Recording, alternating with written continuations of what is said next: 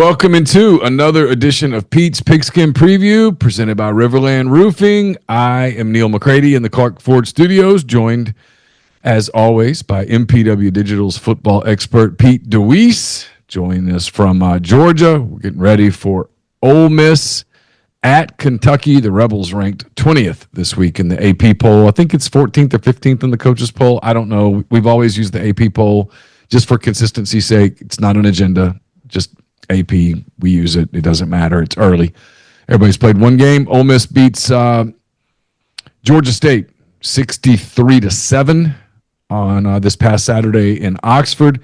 Kentucky beat Toledo 24-16 in Kroger Field. So both teams come into this game 1-0. It's the first SEC game of the season for anybody. Everybody else in the league is playing non-league.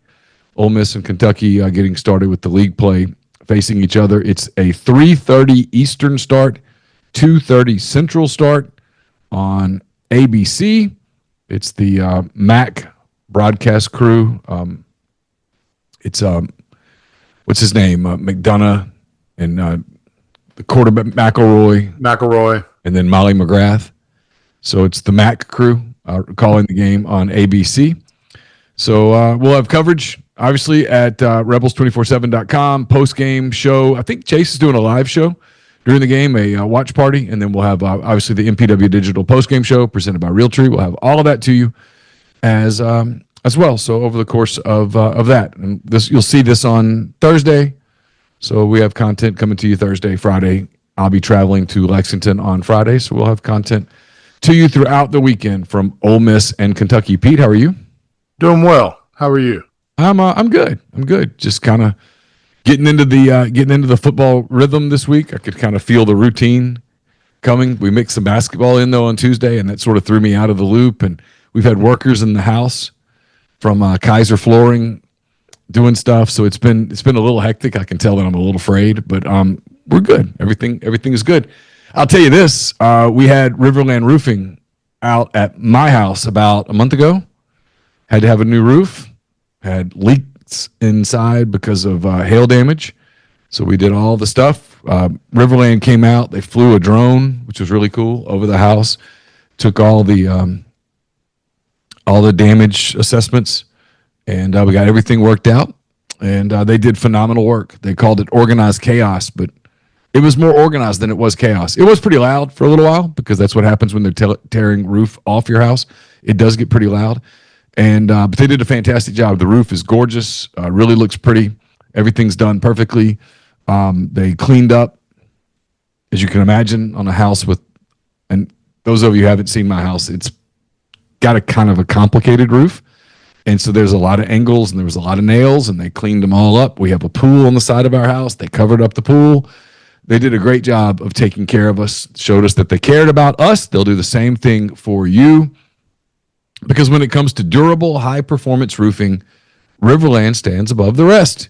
As a licensed, insured, and GAF Master Elite certified roof replacement contractor with more than 60 years of combined experience, RiverLand specializes in roof repairs, replacement, and maintenance for both residential and commercial properties. RiverLand combines expert craftsmanship with cutting-edge roofing technology to ensure long-lasting protection for your home or business. Their team of manufacturer-trained specialists delivers top-tier service while staying within your budget.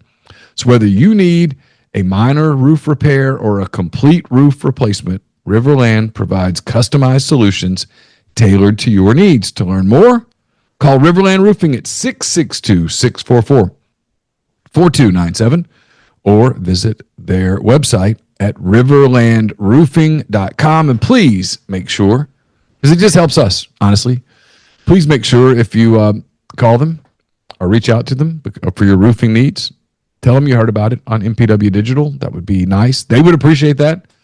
And obviously we would too. So with that, Pete, Ole Miss beats Georgia State 63-7. Georgia State's not a particularly good football team. That being said, I kind of walked away a little more impressed with Ole Miss than I thought I was going to be. I don't know that I had any preconceived notion necessarily, but I'd seen some practices and stuff, not full practices. I had I guess I had a baseline of expectation, and Ole Miss exceeded it. Now, I'm one of those people, and you know me pretty well, and I think I'm pretty transparent about this. I'm not going to make too much out of a beatdown of Georgia State because I think all 16 SEC teams would beat Georgia State. Some might not beat them as badly as Ole Miss beat them, but none of them would struggle. None of them. I watched the supposed bottom of the league, Kentucky, Arkansas, Mississippi State, Vanderbilt.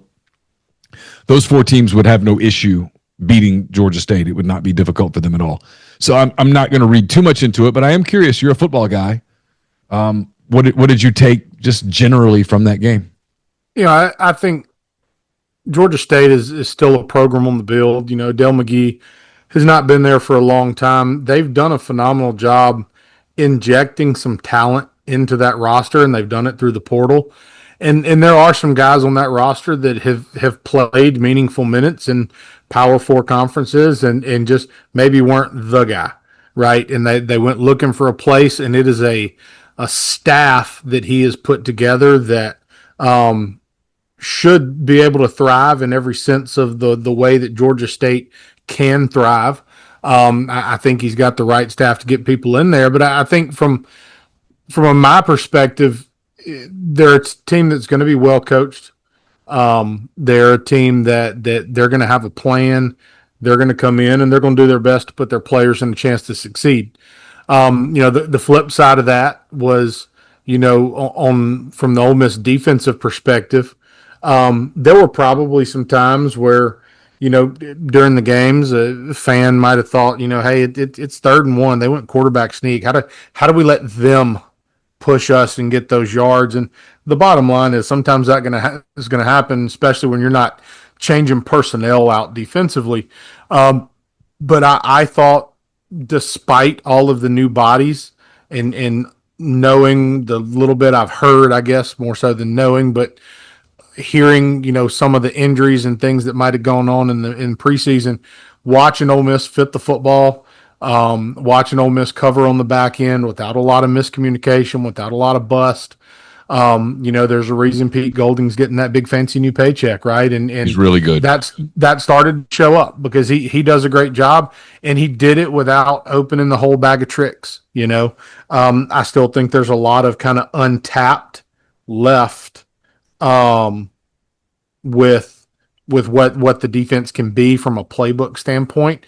They're just kind of going to have to continue to grow. I mean, one of the things I sat down today, and I was kind of thinking at watching the game Friday night was, last year the linebackers weren't massive, but the front was just massive. Even with Perkins out there, who's not the biggest guy, the rest of the front was just – Ole Miss had so many options with those bodies on the field. Yeah. And I'm watching Ole Miss the other night, and they're flying around to the football, and they look fast as hell on defense. But I'm like, man, they don't seem as big. And clearly they lost some size, but I went and looked. I mean, starting, Perkins is listed at 220 on the Ole Miss official website, but then you go 310, 330, 290. And I'm looking at him going, damn, that's a really pretty 290. Mm-hmm. That is a guy at 290. That is a guy at 330. They are moving people, and they are moving themselves at a high rate of speed. And so the one thing that I think that I don't know if Kentucky is going to be the one that answers the question, but you're going to see it because Kentucky's going to pack in there. They're going to play with 2 tight ends some, and they're going to try to be a downhill physical run team. Again, the linebackers don't look massive, but they're 230, 225 on the roster. So they're not small guys. It's, can that front hold up against teams that want to play a little bit of bully ball with a better line of scrimmage than what Ole Miss saw last week? I think you're going to get to a point where you're going to see Perkins off the ball in a little bit different role and another big body in at times. I think you'll see some different sub packages like that from teams that want to play that style of football against Ole Miss. But ultimately, I thought that Ole Miss played a ton of different guys, and it wasn't in the fourth quarter when the score was right at hand. In the first half, they played a lot of football players. They got a lot of guys out there. They got a lot of guys reps. They got to see them play within the system and see them live against somebody else. And so from an Ole Miss defensive perspective, there was no reason not to come away pleased with what you saw. I thought I thought that was a point of emphasis in practice. Like we didn't get to see a lot, but you could see some things, and it was pretty obvious. And I think Golding, number one, is obviously a brilliant defensive mind. He's also a really good coach with kids, but he was mixing in practice a lot of backups with the ones. Yep.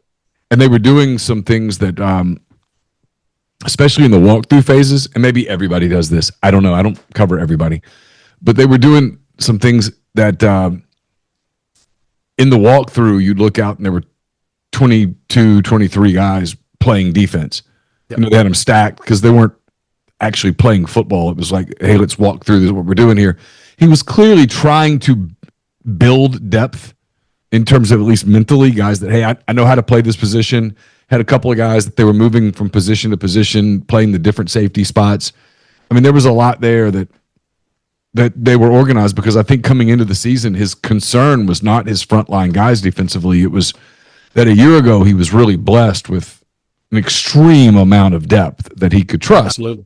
And this year going into the season, he didn't have that exact same blessing. So I think he's trying to build that, and obviously that's probably an ongoing thing, but I thought it was clear, to your point, that they were doing that in the first half against Georgia State. Like, okay, look, even if it means we give up something goofy here, you're not losing the game. So let's play some of these guys. Let's put them in with the ones. Let's run some things. Let's get some things on film. Let's get some stuff out of the way. Let's try to force some depth, because over the course of the season, likely in an SEC season, you're going to lose some frontline guys, at least banged up. They're not going to be as effective, or they might miss a week or 2 weeks. You're going to have some of that depth. And Princely Amon-Mielen last year, I mean, there was times he just couldn't play. Yep. So, you're going to need that depth, and I thought he was really trying to do that on Saturday. Yeah, I just, from the few reports and conversations that I've seen and heard and from what I saw Friday night, I mean, I think they're putting a premium on both depth and versatility. Train guys to play multiple spots and find the next best fit.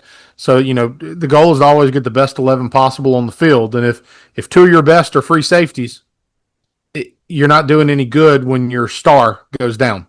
You got to be able to take that other safety, and hey, he's got to be able to go play that role, if he's one of your next best guys. And so I think from the way that they rotated and the different things that they were doing in the game, I feel like that probably was. I think you're right. I think that was a point of emphasis, and I do think that it's gonna pay off down the road. It's hard to run this schedule without injuries, to your point, and whether it be on the back end or in the front, anything you can do now to build depth and play and experience and put things on film that you can teach off of and coach off of, always going to be a positive.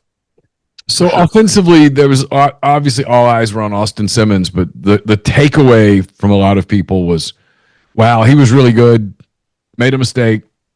I thought he kind of made two mistakes, because he had the fumble where he was loose with the football that could have, in a real game, could have haunted them. Obviously, people were pleased with Kewan Lacey, with the receiver core that is every bit as good as we've been telling people it is going to be. But the takeaway was concern about the offensive front, especially the guard spot. What did you take from there? There's some reason there. I understand what people saw. I do think that the best thing that Georgia State put on the field last weekend were their defensive line and their running backs. And I think you saw that a little bit.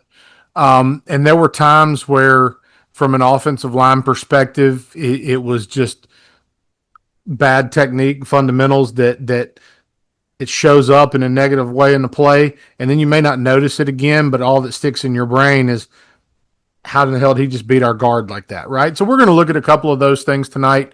We're going to look at a couple of the kind of protection issues that they had, and we're going to talk about Simmons. I mean, he was our focus last week. I want to talk a little bit more about him tonight, but also look at some of the things that Ole Miss did in the run game, and some of the things that I know you guys had posted in the interview or the press conference with Charlie Weiss Jr. and some of the things he talked about run game wise and things they were looking to do, because you certainly saw staples and elements of things that they've done in the past, but you saw them do a few things a little bit differently. I loved getting in the red zone and getting a little bit of a different flavor when you pull Simmons out and you throw Chambliss in there. and it gives you some different things offensively. But at the same time, I think that they did enough to let you know that that's not a one trick horse. That he's not just in there to run the read option or run the football. They gave him some passing opportunities. They utilized him in a few different ways. So I think that they put a lot of good things on film that show you that they probably have a lot in their bag, and I don't think they pulled a ton of it out on Saturday. But I think they showed you enough to show that they have potential to be another dangerous offense, which is something that Ole Miss fans are used to seeing under Lane Kiffin. The floor is yours. So we're going to start, and I'm going to go back to the game from Saturday, and you should be able to see those clips there. And we're going to go right to the beginning for two of the first three plays of the game. I saw somebody said it on social media. I believe it was social media the other night on Twitter or X, whatever it's called now. That one thing you can always count on is the opening script from Lane Kiffin and Charlie Weiss Jr. is going to be masterfully done.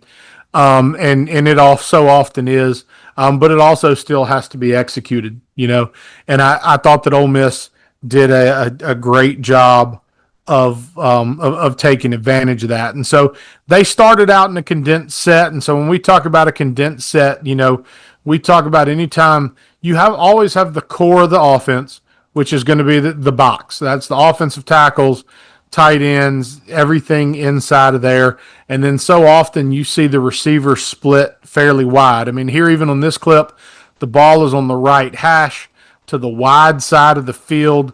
You have the receivers all the way out to the numbers. And so you've got a really big split and a lot of space there. Okay. Ole Miss is going to break from this condensed set because to the short side of the field, what we call the boundary, they have a trips bunch look. So three receivers tight together, tight to the core.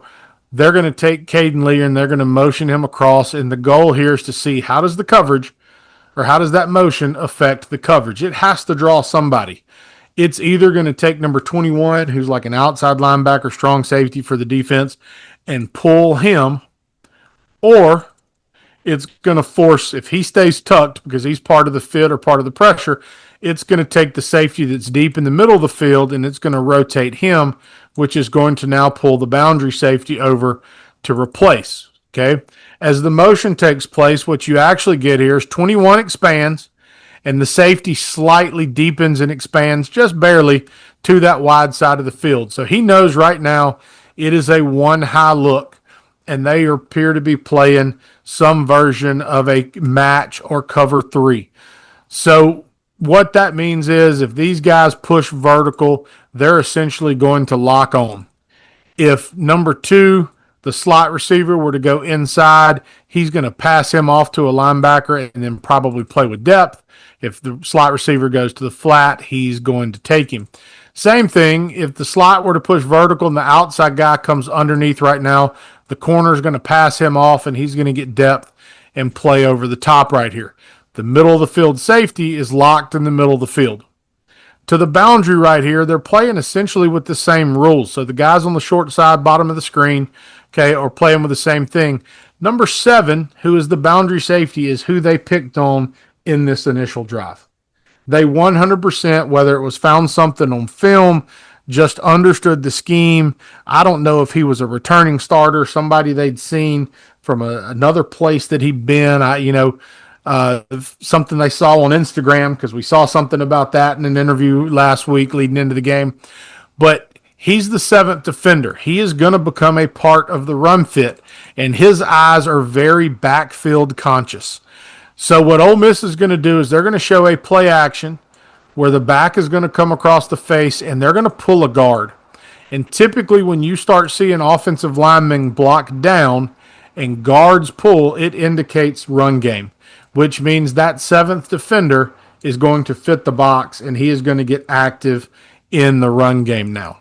If they were running this outside run where the back is across and they're pulling the guard, it's probably what's known as power read, which means that they're going to read the end man on the line of scrimmage, who in this case is this guy standing up right here, and they would take the tight end here, and he would try to go pin this linebacker or go pin, wrong button, or he would try to go pin the safety. Well, what's going to happen here when this action starts, if you watch number 7, is the play starts to develop and he sees the pull, he comes down and fits to the outside because that's where his fit is going to be if it is, in fact, a run play. So when the tight end blocks down and goes like he's attacking the linebacker there, all Simmons has to see is that these backers are stepping up, and he knows right now, here's his tight end right behind him coming free. If the backers do not come down, he's going to work his outside receiver who's working a post route behind the safety. So if the drag were to happen and these guys were to take the drag, or if this safety were to drive the drag, you open up the post behind them right there. You can look at the top of the field at the two receivers to the left of the offense. They 100% know this ball's not coming to them. And you can watch as Caden Lee runs his route right here. He's not running. He's 100% trying to occupy. He knows this play is not going to happen for him. So as soon as these linebackers step up, 7 fits the run, easy throw and catch. Great way to get your young quarterback started. Nice, easy 14-yard completion to start the game. Okay, you can kind of see again from the end zone look, everything about this action right now looks like run. Offensive line's working down, guards pull, quarterback's in the mesh with the tailback. Tailback is showing wide. They completely lose the tight end. Easy throw and catch. Okay, coming in 2 plays later now, and this is the big touchdown play. Okay, similar idea here. Again, eyes are on the backside safety. This is the same guy, number 7. They're going to show another run action. This time it's going to be a little bit more downhill, I believe, and not so wide. He should be keying across here to the number 3 receiver, but his eyes are in the backfield. So when this receiver goes vertical, if he comes down and this safety does not carry him, it is 100% open. If this corner were to bail deep, you're going to get a curl or a comeback route on the outside that becomes like an escape valve for the quarterback if something were to show up in that window. If this safety were to rotate, you still have Caden Lee down the middle here, down the seam. So again, if he chases the tight end, you give him an outlet on both sides with the football. Okay, they're in tempo here. Georgia State did a poor job at times of communicating, but if you look at the top of the screen here, they're still trying to set the chains. There's the chain guy right there, still trying to get set, and Ole Miss is over the ball, ready to snap the football. That tempo forces the miscommunication. You can see the safety in the middle of the field. He's pointing. He's realizing, oh, crap, we got a guy uncovered, so he has to widen out right now. And as soon as he gets into the mesh right there, so there's Simmons. He's down. Here comes the weak side safety. He knows where the middle of the field guy is now because he's abandoned it. And right now, this is a touchdown already, and everybody starts to know it. You pause it here before the ball's out of his arms. Kiffin's already got his hands up. Here's another set of hands going up. And one of these guys down here, I don't remember which one, right now his hand is up too. Yeah. Right? Everybody sees it. You know and understand the design. You've scripted this stuff for a reason on the first drive of the game. There it is. Easy throw and catch. Touchdown. Ole Miss starts off the season the way you would like to see them start. Again, you go to the end zone copy. Looks like run. There's the pulling guard. Running back is in the mesh right there. He's tight. It might even be an RPO. It might be a pop pass. I honestly think it's an RPO. Can't tell you with 100% certainty that it's not, okay? Because the running back right there, see how patient he is? He's waiting on the quarterback to make a decision, but as soon as those guys are down, there's the tight end right there. Easy throw and catch for an explosive play. Okay, so now I'm going to skip forward to the next drive here, okay? And this is the initial interception. And I'm just going to play it from the top, and then we'll talk about it a little bit. So they're going to start with the tight end out wide. They're going to motion him in, which is something they do quite a bit to run the football. They try to get a loose box structure and then run it. Well, here they're going to get into a play action. Okay. And it's something that has kind of become a trend lately in college football. And you can see it. They get a look they want. Kiffin's ready. At the top of There's the a wide open receiver at the top of the screen. And so, right here, Simmons sees it. That's the first read in his progression right there, is my guess. He's coming out of this play fake, and what they're doing is getting into a version of one of their staples. He's going to be a vertical, maybe even a kind of hesitation double move vertical. They're going to take this outside guy. They're going to push him either to a post or a post curl. Caden Lee's going to come underneath and work the middle of the field on this crossing route. And then what they're going to do is they're actually going to lead the tight end. And this is the trend that I'm talking about has become very popular. Instead of putting him in a route, they put him out there in what's called an escort. So he's out there as a blocker behind the line of scrimmage. Running back is going to come out of the protection and get into a swing route. So as you go through your progression, you go 1 to 2 to 3. This is your check down. And if you feel pressure, you get to your check down now, and he's got a lead blocker out in front of him with a chance to go make some noise. Okay. What ends up happening right here is this is one of those protection failures that we see, and it's just an issue of technique right here. Okay. And I'll show you the technique, but the touchdown's there. It is 100%. They could have easily taken touchdown here, potentially touchdown here, and either one of them would have either scored or been an explosive play, but he doesn't get a chance to get the ball off out cleanly, so it ends up an interception right there, okay? What I want you to watch right here is the right guard, okay? So in the protection right here, they're obviously going to have their protection rules, and it's going to force them to either be in a man-to-man or a slide protection. So right here, he is going to be man-to-man on this 3 technique. If this 3 technique goes inside and I'm in the man protection, I have to be prepared for it. If he goes outside, I have to be prepared for it. One thing you'll notice here, the split between the guard and center, not very big, but the split between the guard and tackle, almost double the size. So you're by nature, you're trying to widen out the outside edge rushers to not give them as easy of a path to the quarterback. But if that guard gets too big of a split, you open up an inside rush lane to the quarterback, which is not what you want. Okay. So you expand those tackles with their splits a little bit. You prepare for interior moves by playing a little bit tighter with your splits on the inside. So his set right here is typically going to be a very quick pop set where he's just going to take a quick step with his outside foot and then post that inside foot in the ground, or you will see them pop the inside foot to protect against the twist or the stunt, pop the inside foot, and then redirect backs outside, okay? One thing you're taught as an offensive lineman in pass pro, and this is a very kind of simple, you have to sit in a chair. Think about trying to sit in a chair that you don't have a whole lot of trust in. You're a big guy. It's not going to hold you up. That stool might break right underneath you, right? So you have to maintain some balance with your shoulders.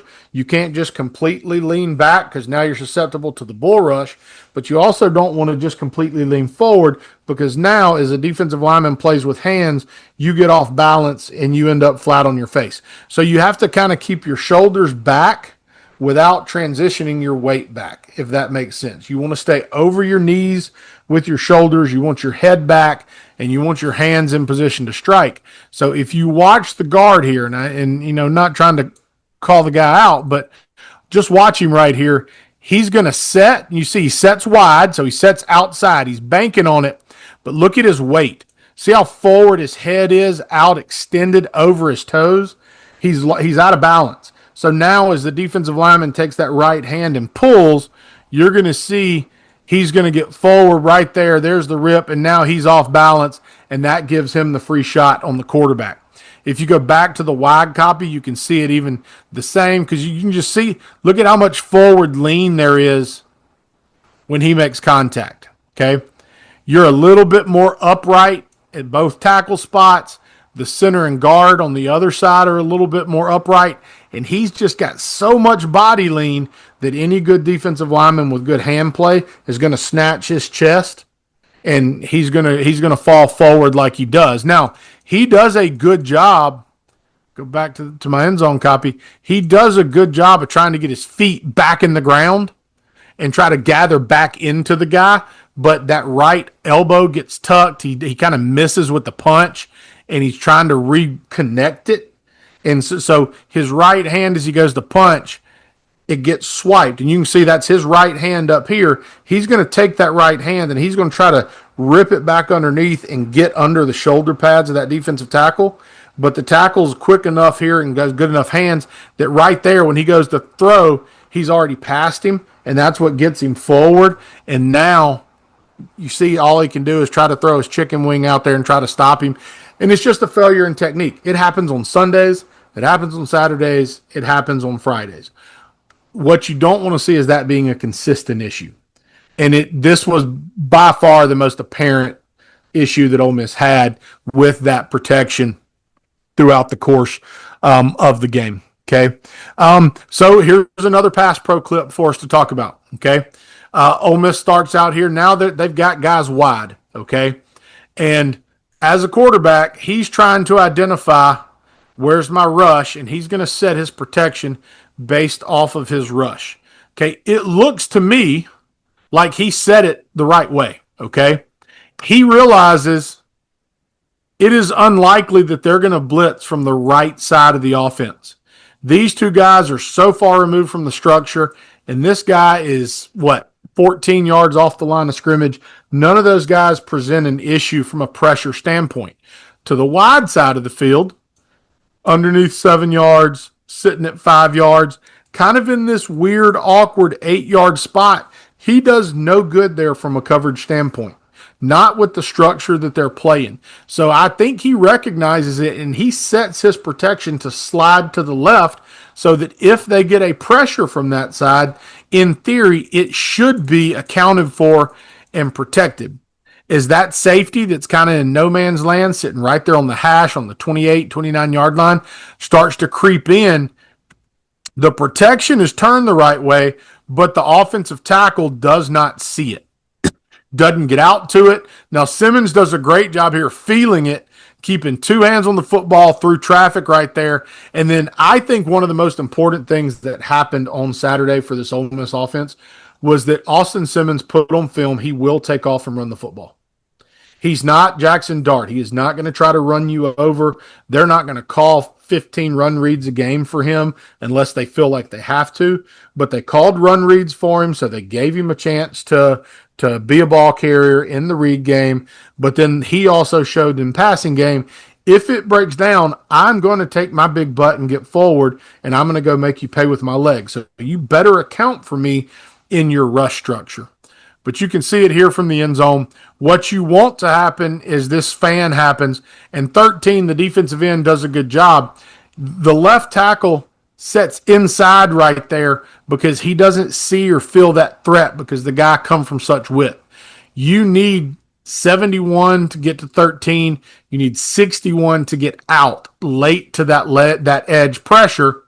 And it almost feels like he sees him, but doesn't think he can get there, and he just kind of stays put. But you need him to be able to come off, or you need the quarterback to be able to throw hot off of that pressure to account for it. All right. One of the best things that Austin Simmons can do, because the rocket arm is what everybody wants to talk about, but one thing that a lot of analysts look for and a lot of QB coaches look for is the ability to layer the football. Now, he had a couple chances the other night to layer the football, and he didn't. He chose to kind of throw it with a little bit of zip. But there were times where he layered the football, and it was a thing of beauty. And sometimes young guys, especially with rocket arms, struggle to find touch. That means putting a little height on it, dropping it in. Putting a little height on it. And so when I talk about layering it over, right, the defense exists in shell structures. So you've got the deep shell, and then you've got your underneath coverage, right? That area in between, to get it over that underneath coverage, but layer the ball underneath that shell that's deep behind, requires some touch and a little bit of depth on the football. And if you can do it with some tempo on the ball, right, but still drop it in the spots, it makes you so much more difficult to defend as a quarterback. So here, again, Ole Miss just gets to one of their kind of staple concepts, which is a Y cross concept. So his actual progression started here at the bottom of the screen. And he sees there's 3 defenders over 2, so he knows right away that I'm going to get away from that. It's not open. Maybe he could have thrown this outside flat, but numbers-wise, progression takes him backside now. And that backside route is now going to be this crossing route coming from here, and then he's going to have a post curl or a dig on the backside. So what you want to see the quarterback do is anticipate, like he does here, and layer this ball right over the top of any underneath defender without running the receiver into trouble. And so you can get a good picture of it here, right? He knows right now, his eyes are to the right. That's the start of his progression. Math isn't in my favor. Let me get backside. He's found his crosser right now. Ball's out in rhythm.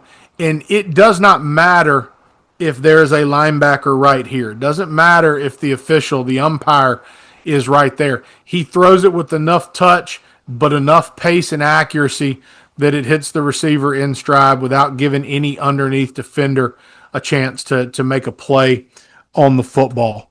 Love seeing quarterbacks that can layer the ball into windows, and it's something that Ole Miss does ask their quarterbacks to do quite a bit. All right, here's the second interception. This is the one that I think Lane talked about in the press conference. This was the mistake. Okay. So what they're going to get into here is they're going to try to get into what's known as a scissors concept. So to the wide side of the field, to the right of the offense, they're going to try to run a corner because they want to clear out any safety. Okay. And then the outside receiver is either going to come inside to either grab or hold anybody in the middle of the field. He may drag. I don't remember exactly how they scheme it here. Okay. To the other side, they're going to take Caden Lee here, and they're going to push him vertical to the corner, and his job is to occupy this safety. They're going to take Daquan Wright. He's going to stack behind. He's going to kind of get in the wake. If you were a skier, he's going to get in the wake of the route by Lee, and instead of breaking out, as Lee breaks out and the safety departs with him, he's going to break to the middle of the field, and he's going to try to stay skinny and run to the open grass based off of this guy. Well, who Simmons does not seem to see is the middle of the field safety right here. So there's this play fake. Eyes are right. He's trying to control the safety. He's trying to hold him. As he comes back to his scissors route now, the collision from Caden Lee, and it's not, Caden does everything he can. He gets inside. He rips hard. They're holding the crap out of him right there, but it throws the timing off. You want Caden Lee to be here now, breaking to the corner, so that as Wright comes underneath, there's a bigger window to throw the football. Because Caden is being held up by the linebacker there, Wright goes over the top, and the window, instead of the ball being thrown here, the ball has to be thrown here. That's what gives the safety the chance to go make the play. Now, if he plays this ball over the top, he honestly might have been fine because I don't think the safety played it great. It happened to be the right angle for the ball that ended up being thrown. If Caden Lee is able to get through this without being held up the way that he's held up, I do think you see a better ball thrown now. And I think I think this ball gets thrown here and it caught before the safety gets there. And I think you're probably fine.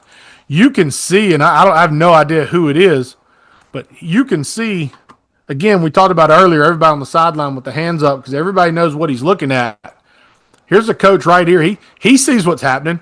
He knows that Caden Lee's getting mugged by this guy right here. He sees it. He's hoping for it. Austin Simmons doesn't see the safety, and there's the interception. Okay. I can't tell you. I mean, realistically, what you'd love to say is that an experienced quarterback sees this safety in the middle of the field, realizes everything's gotten cloudy, and just flips it out here now and finds his back one-on-one in space. That's the progression. That's the maturity. That's where you want to see Austin Simmons and the offense kind of continue to grow. Because one thing you don't want to do is force the ball into tight windows in the red zone and risk a lot of turnovers. Okay. Going on, talked about using the quarterbacks in the run game a little bit, and they did it with both Okay.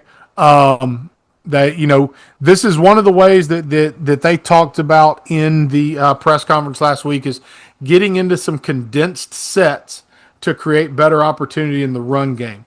So one of the things that it typically does is it can create a soft umbrella. The corner has to back up because he doesn't know who his flat player is going to be. You have to be prepared, from this formation. He could be the flat player. He could be the flat player. They could push both of them vertical. The tight end could be the flat player. So the defenders typically are going to back off a lot of times, especially when it's this tight, so that they can sort out however the routes distribute themselves into the concept. Well, in the run game, what that does, you're typically not concerned about this guy unless you're running toss or something his direction. So what you've done now is, one, you're going to motion Caden here, which is going to force some type of a coverage adjustment. Okay. But now you've put a receiver in a position to go get the guy that the defense wants to be the extra defender. But by alignment, you've given him a chance to now go get that safety, so that if you can control the front, you've now gotten to the second level. And now you don't let this guy that they want to be the extra linebacker essentially become a factor in the play. So there's the run fit. Now you can see the receiver is engaged on him. If they execute this the way the scheme is designed to work defensively, the ball is going to probably be designed to bounce out to this unblocked safety. By condensing the formation and bringing those receivers tight to the core, you now give yourself a chance to regain the math.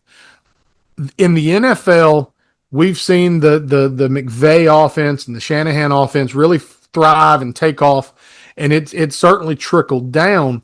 But a lot of the rise of that current model of that system is because NFL defenses were playing a lot of rotating cover 3 coverage, where safeties were coming down into the box post snap or right before the snap to become essentially an extra linebacker and add themselves to the run.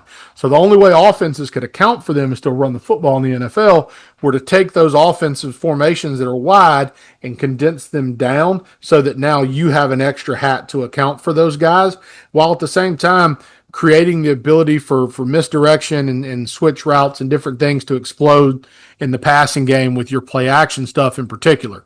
So here, Ole Miss borrows from that same concept. They block the safety, and they're close here. I mean, look, is this a great example of an explosive run?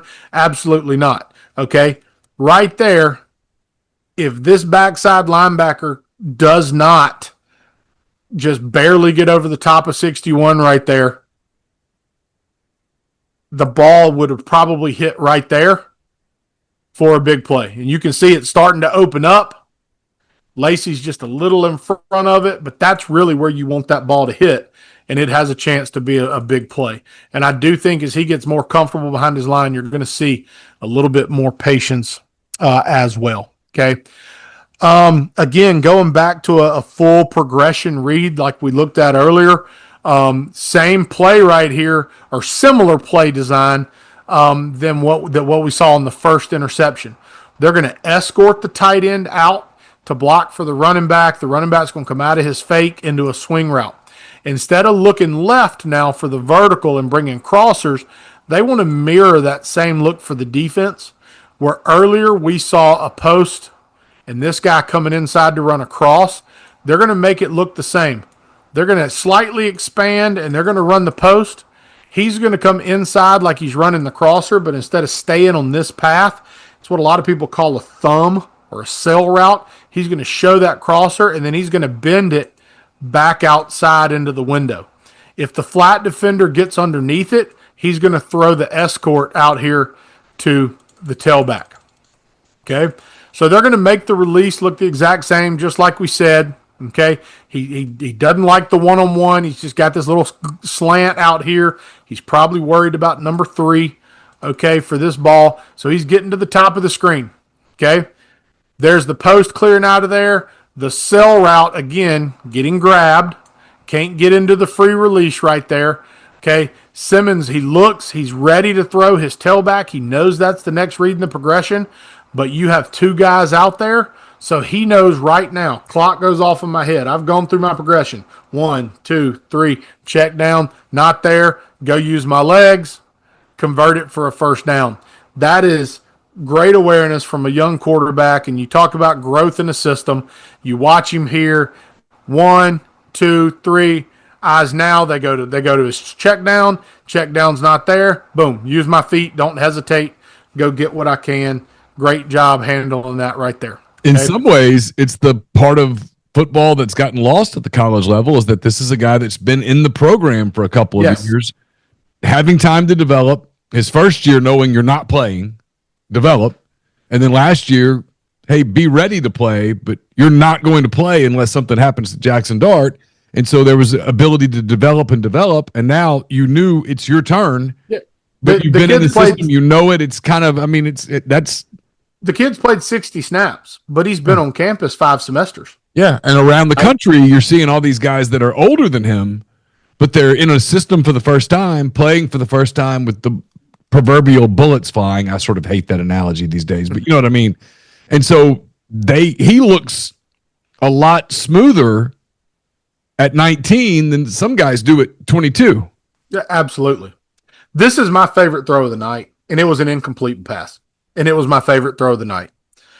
So they're going to run a climb concept or a wave concept. So it's going to be a double post from the wide side of the field here. He's going to stay. It's called the big boy post or the wind post.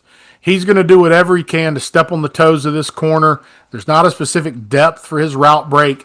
It is go close the cushion, cross face, stay as skinny as you can. And if you catch this ball, it should be a touchdown. Okay. The slot receiver here, he is really reading this safety, and as they're going to bring in motion right here, and then he's going to climb, and he's working to get to this space. He is chasing the heels of the outside receiver opposite of him. So as he clears, I'm going to try to chase his heels, get to that depth, and find all the open grass that I should exist and run this cross-country route as he tries to separate. So Caden Lee's job here is to look for whoever might be trailing him and try to set a rub to help him get open. So as this thing develops, okay, it's not poorly executed. Caden sees what's happening. He slows down, sets just enough, kind of makes the guy delay just a little bit and tuck in behind. The outside receivers on his wing post. The crossing route gets into the open space, and this is, just from the end zone, this is a phenomenal ball, and this is not a drop. This is not a ball that gets dropped by this player very often. I've seen him since he was in high school. He's a reliable receiver, but we talked about the arm strength last week, talked about layering the ball earlier. This right here, when you look at this ball, perfectly layered on the outside. Probably could the ball have maybe been up a foot where he doesn't feel the need to lean forward and dive for the ball? Sure, but it's damn near a perfect ball. It's an NFL throw right here, and it's the kind of throw that if Ole Miss can connect on those and if they can protect on those throughout the course of the season, that they're going to be fine. And you talk about protection here. We talked earlier about 75. He was leaning in a set. You watch him here. Post inside, his weight's back. He's good. Everything's fine. Protection right there. Great ball. Just unfortunate that that one ends up hitting the deck. As we kind of prep for Kentucky, obviously, and it's so early in the season, and there's just not a ton on them right now. They played a solid football team that, again, is not an SEC football team, and it wasn't the most convincing win. At times, the offensive line looked okay. The running backs are fine. Calzada's been around for 12 years now. Yep. He's been in multiple systems. He's not a bad football player. He's never exploded, and that does tell you something. I don't know if he's got the best weapons he's ever had because they've had so much turnover on that roster. I went back and rewatched last year's game. I watched just on YouTube, a lot of the game last week. I watched a little bit of their game live during different commercial breaks and stuff. I like their secondary. I thought their defensive backs played pretty well. I did too. I thought their secondary was solid. Yeah. The rest of it, like One of the linebackers, pretty good player, was kind of around a lot, made a lot of plays. They run around. They definitely have guys that run around. They're a different defense than they were last year. They're not as big as they were. I do think they're a little bit faster. Offensively last year, the thing that gave Ole Miss the most problems, they were play action on early down and distance. They took their shots early. They knew they couldn't just line up and run the football consistently and traditionally. So they threw the ball on first and second down with some play action stuff to get in manageable situations. The other thing they did last year was they utilized quarterback run game. They did it with the kid that's now at Jacksonville State. And then they also did it with the starter. So they played two different quarterbacks, did a lot of different things to try to add an extra read element to the run game. Calzada can do it, but it's not who he is. Yeah. It's not. I don't think it's how they're going to live and die. There's some call in Kentucky to go to the young local wonder kid that's from, I think one of the Lexington private schools. And Foley. And again, it's supposed to be a really good player. I don't think that's his game either. I can't tell you I'm an expert on his game, but I don't think it's going to be as a running quarterback. So to me, it's going to be interesting. Do they try to find their offense with two tight ends on the game and on the field? Do they try to find it with quarterback run game? Because the more Ole Miss can do to manage two tight sets and to manage quarterback run game, I don't know how much success exists for the Kentucky offense outside of that against the Pete Golding defense. From a Kentucky defensive perspective, like we said, it's so frustrating. And I know, Lane Kiffin talked about it. It's Ole Miss spent the offseason talking about and thinking about this one, and certainly put a lot of time, I'm sure, into looking at it.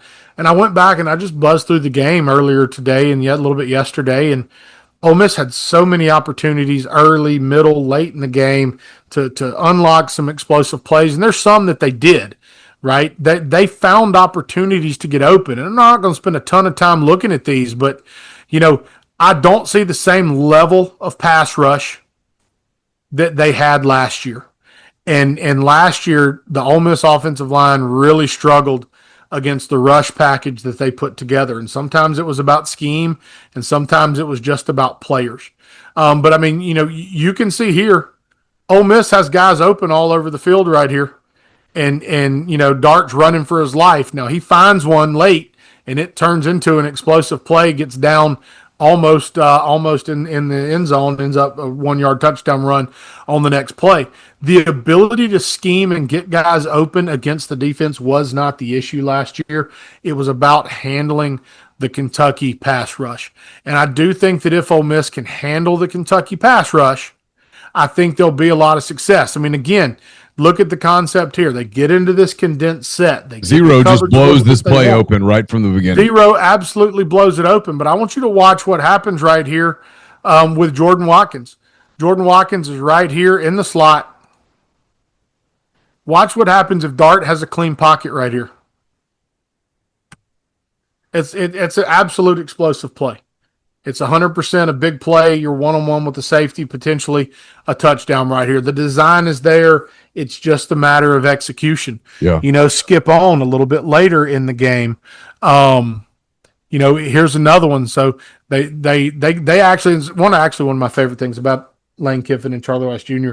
When something's open, they'll call the same damn thing again. If they like something, they'll do it again. Run play, pass play, doesn't matter. And they actually ran this play back to back, and this is the first time they did it. So they motion the tight end in, they motion in pre-scoring. Want you to think run right here, okay? And what they're going to do right here is they're going to push vertical. I don't remember if he come back or not. They're going to bring Caden Lee, Jordan Watkins, whichever it was on this comeback route, and they're going to bring this drag underneath from the tight end. Again, draw the linebackers, and then layer the ball over the linebackers for the slot receiver on the crossing route. So that's actually a post route there by Trey Harris to clear it out. Here's the linebackers being affected by pre-scoring, the corners having to chase the post, and here comes your crossing route wide open into space. Okay, now he tries to take the top off of this and just misses. If Jackson is a little bit more patient, this is the throw that I showed you, the very last clip I showed you of Austin Simmons, what ended up being the drop. This is the same ball, right? If he layers that ball right here into this window, It's an My absolute TV. big play, Yeah. right? Again, just the very next play, Ole Miss literally comes back to the exact same thing. Now the pocket collapses on him. Right here, Prescorn's the answer. He's got him. Give it to him right now. It's a first down or close to it for the Rebs. Or actually, this is like a 2nd and 20 because it's after a holding call. So maybe not a first down, but if the pocket holds, it's there, right? He ends up having to kind of scramble for his life, get some of it back. So the design was there. The understanding and principle of how to attack a defense is not something we should question from Lane Kiffin and Charlie Weiss Jr. It's just all going to be about the execution. I mean, here, same story, right? It is a 3-man rush right there, and they defeat the rush, and the spy linebacker comes up, and they're able to flush Jackson Dart. In a clean pocket, middle of the field, wide open, right there. Move the sticks, go Rebs, right? But it's the ability to execute in the clean pocket. And that's if Ole Miss can do that, if Ole Miss can give Austin Simmons a clean pocket, I think that they are going to, they're going to be effective. They're going to be able to move the football because they know what they're doing. They know how to attack defenses. They seem to have found some ways to be not necessarily creative, but to gain extra hats in the run game. It's just going to be about when you want to throw the ball, because there's no doubt they want to. Can they protect against a defensive line that is not the same threat that the Kentucky defensive line was last year? Yeah, I'm probably going to piss people off with what I'm about to say, and I've already written it as we record this on Wednesday night. Our picks will be up tomorrow. I'm picking Ole Miss big, and not just because of the whole Kiffin circled this game and all that, although that's part of it. I just think this is a mismatch.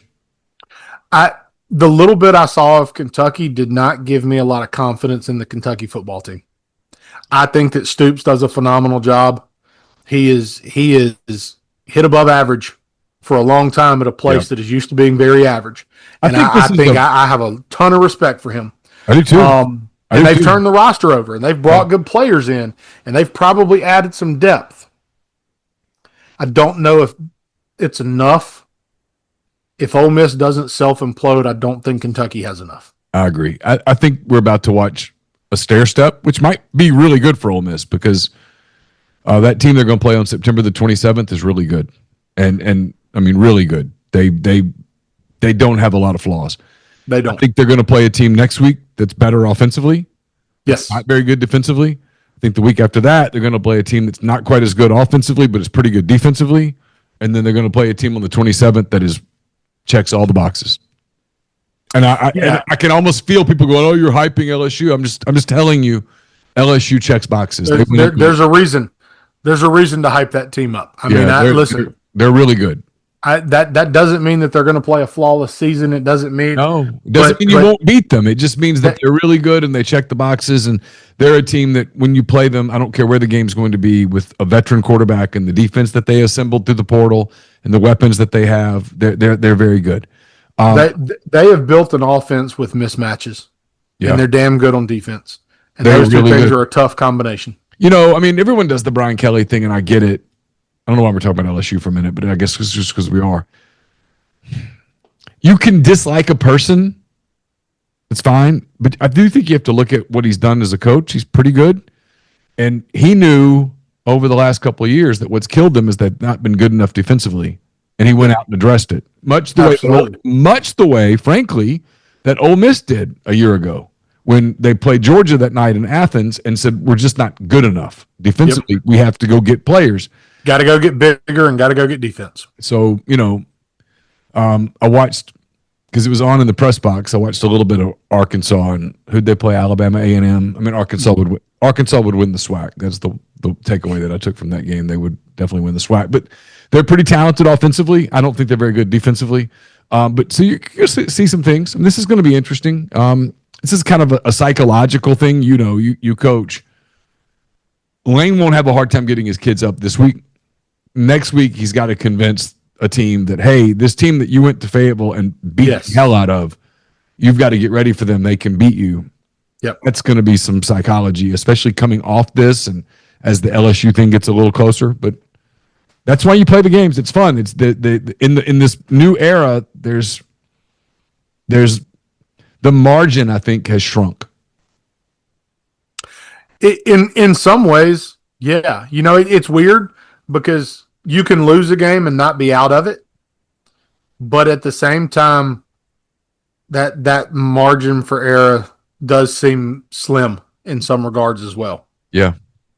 Clemson's not out of the hunt. Oh no. But at the same time, they can't mess around and slip another one. Yeah, that will be. I said this earlier in the week. If you told me that those two teams meet again in December or January, I'm not surprised. That was a fun game to watch. I had it on my computer, and as the Ole Miss game just got away, I just kind of started watching that one. Yeah. All right. Speaking of Ole Miss, again, Ole Miss at Kentucky, 3:30 Eastern, 2:30 Central, Kroger Field in Lexington. We'll have post-game coverage at MPW Digital, rebels247.com, and then Pete and I will be back next week. Ole Miss comes home the first of four straight home games over 5 weeks.